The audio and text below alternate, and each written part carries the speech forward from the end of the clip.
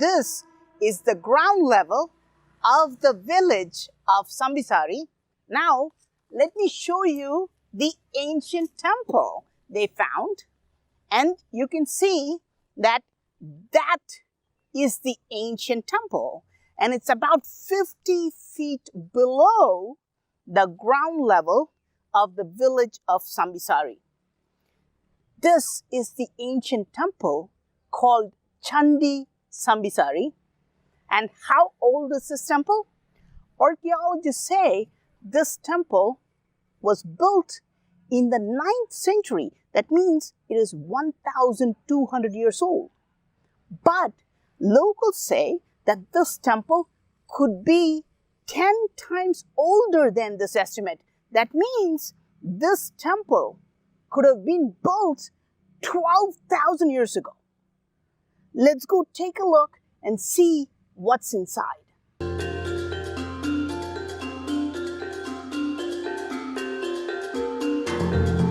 So here you can see this statue. Who is she? She is the Hindu mother goddess called Durga. Here you can see her with a chakra and a trident. And here you can see a buffalo underneath her. And outside the buffalo, a demon is coming out. This demon is called Mahishasura. And the mother goddess, Durga, is killing this demon. Now, this confirms that this is a Hindu temple. And what's really strange about this is not the statue, but what's on top of this. Who was this figure? This figure is called Kala. Now, what is Kala in Hinduism? It is time itself. And this carving is so appropriate for this ancient temple. Why? There is a very interesting story. In the year 1966, that's about 50 years ago, a farmer who owned this piece of land was plowing the land, and his plow got stuck in something. He tried his best to move the plow, but the plow did not even move an inch. He started digging, and what he found inside was shocking. What did he find inside? He found something that looks just like this. He found something that looks like a lingam with a cylinder on top and a base, a square base below it. Did he find a lingam? Did his plow get stuck in a lingam? No, it was not a lingam. His plow was stuck on the top of the temple tower. As you can see, it looks just like a lingam, doesn't it? But his plow was stuck on the top of the temple tower. Soon, the villagers started hearing about this, and they started coming in hundreds, and they started to unearth this temple, and this temple started to come out of the earth.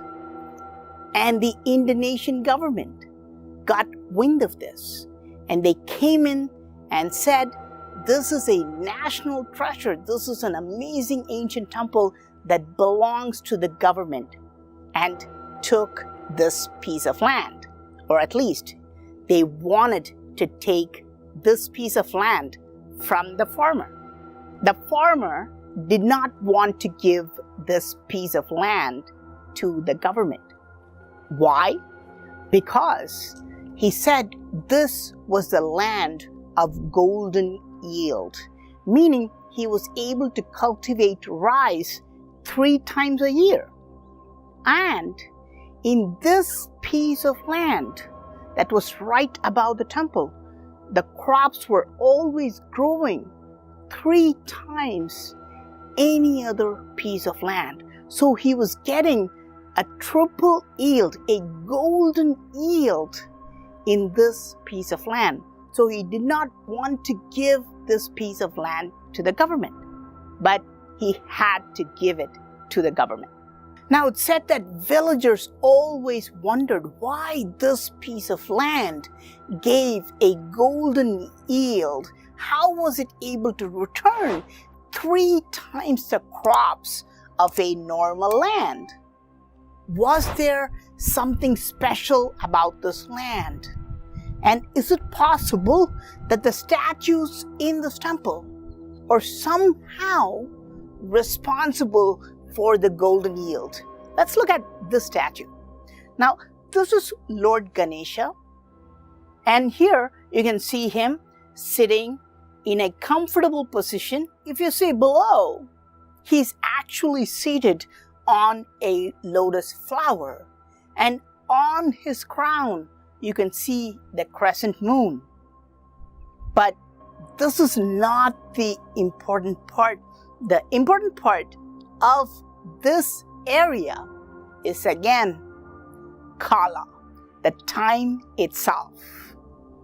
Now, the story did not end in 1966 because 11 years later, in 1977, archaeologists were still unearthing this temple, and they found something groundbreaking. Archaeologists found a plate made of pure gold, and this plate had a strange inscription. This inscription only had 3 words written in Sanskrit. What did it say? Om Shiva Sthana. Now, this means Shiva's sacred home.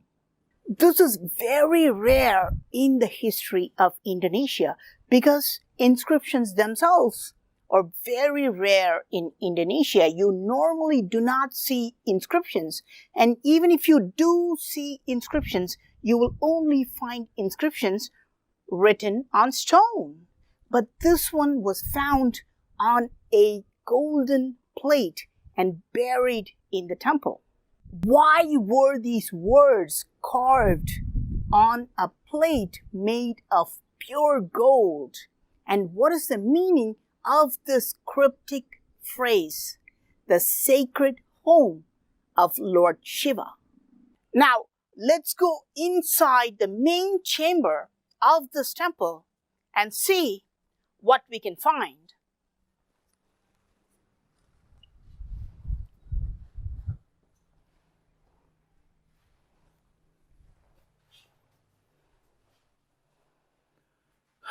Wow, this is amazing.